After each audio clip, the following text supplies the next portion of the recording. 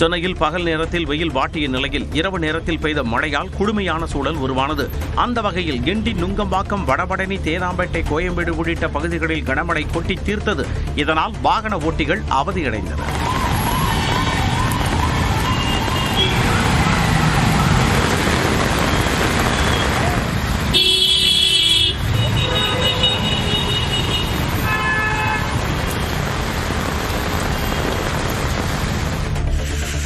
சென்னை புறநகர் பகுதிகளான பூந்தமல்லி, மாங்காடு, போரூர், குன்றத்தூர், ஐயப்பந்தாங்கல் உள்ளிட்ட பகுதிகளில் பரவலாக மழை பெய்தது. இதனால் தாழ்வான பகுதிகளில் ஆங்காங்கே மழைநீர் தேங்கியது. அதேபோல அம்பத்தூர், ஆவடி, திருமுல்லைவாயில், பாடி உள்ளிட்ட பகுதிகளில் அரை மணி நேரத்திற்கு மேலாக இடி மின்னலுடன் மழை பெய்தது.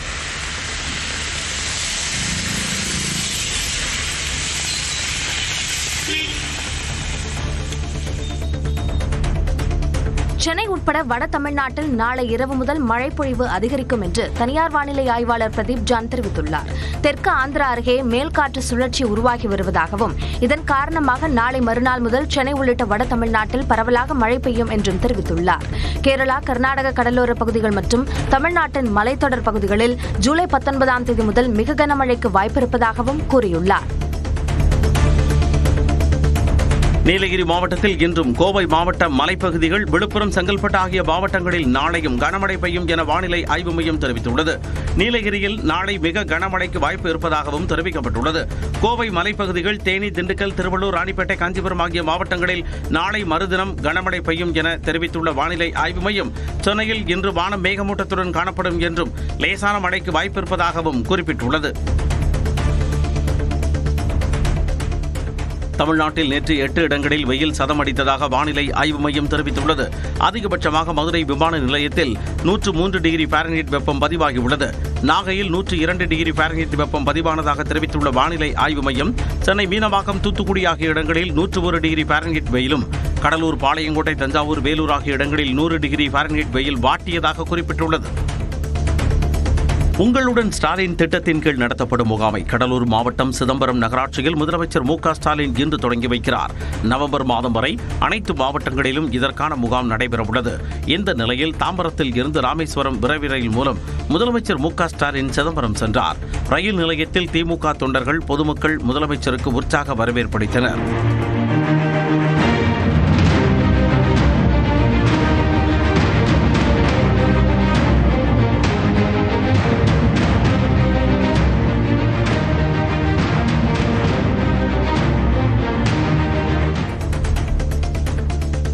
கடலூர் மாவட்டம் திட்டக்குடியில் சுற்றுப்பயணம் மேற்கொண்ட அதிமுக பொதுச் செயலாளர் எடப்பாடி பழனிசாமி தன் மீதான தனிமனித விமர்சனம் குறித்து ஆவேசமாக பேசினார்.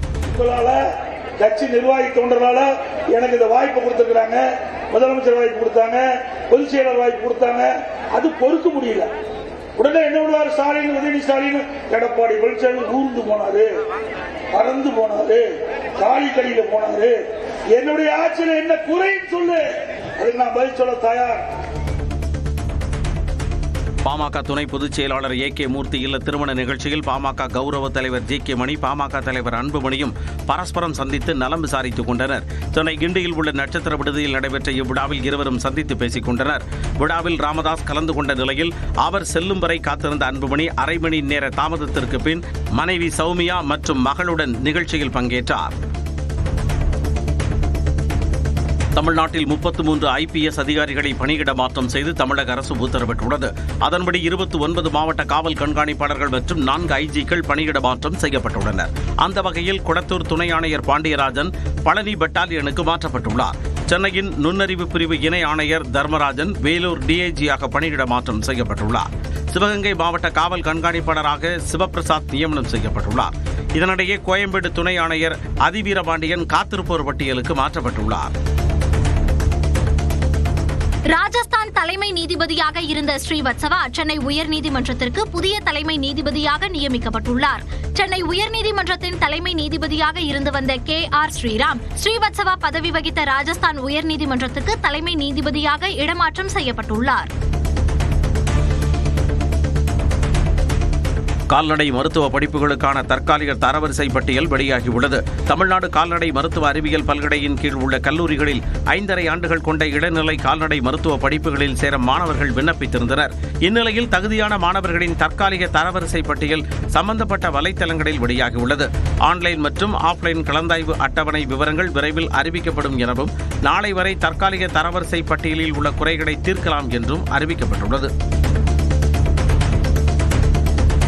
குரூப் 4 தேர்வில் பாடத்துக்கு வெளியே கேள்விகள் கேட்கப்பட்டிருந்தால் அது கருத்தில் எடுத்துக் கொள்ளப்படும் என TNPSC உறுப்பினர் ராஜ் விளக்கமளித்துள்ளார். குரூப் 4 தேர்வு கடினமாக இருந்ததாக பல தேர்வர்கள் கூறிய நிலையில் இந்த விளக்கத்தை அவர் அளித்துள்ளார்.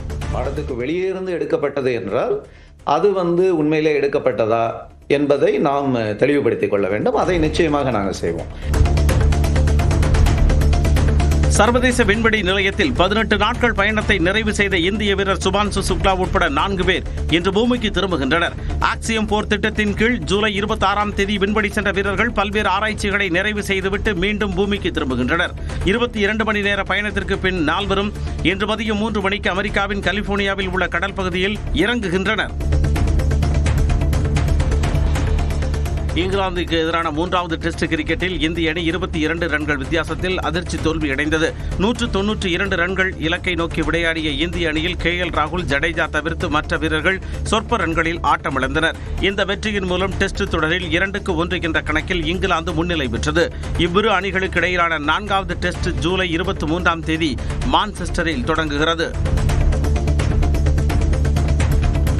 இயக்குனர் ப. ரஞ்சித் இயக்கி வரும் வேட்டுவம் படப்பிடிப்பில் ஏற்பட்ட விபத்தில் சண்டை பயிற்சியாளர் மோகன்ராஜ் உயிரிழந்த சம்பவம் சோகத்தை ஏற்படுத்தியுள்ளது. கார் சேசிங் காட்சிகளை படம் பிடித்துக் கொண்டிருந்த போது அந்தரத்தில் பறந்த கார் கீழே விழுந்தது. காரில் பயணித்த சண்டை பயிற்சியாளர் மோகன்ராஜ் மாரடைப்பு ஏற்பட்டு உயிரிழந்ததாக கூறப்படுகிறது.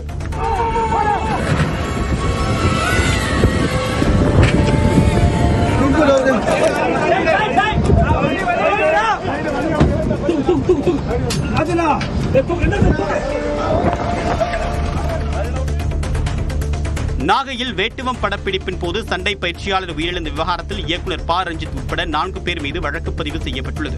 விழுந்தமாவடி கிராமத்தில் சண்டை காட்சிகளை படமாக்கும் போது சண்டை பயிற்சியாளர் மோகன்ராஜ் நெஞ்சுவலி ஏற்பட்டு உயிரிழந்ததாக கூறப்பட்டது. இந்நிலையில் கார் சண்டை காட்சியை படமாக்கிய போது ஏற்பட்ட விபத்தில் அவர் உயிரிழந்த வீடியோ காட்சியில் வெளியானது.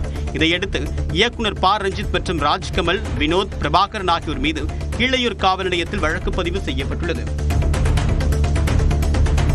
ஜோலார்பேட்டையில் ஓடும் ரயிலில் கர்ப்பிணிக்கு பாலியல் தொல்லை கொடுத்து கீழே தள்ளிய நபருக்கு சாகும் வரை சிறை தண்டனை விதிக்கப்பட்டுள்ளது. கடந்த பிப்ரவரி மாதம் இன்டர்சிட்டி விரைவு ரயிலில் பயணம் செய்த 4 மாத கர்ப்பிணி கீழே தள்ளிவிடப்பட்டதில் அவருடைய கரு கலைந்தது.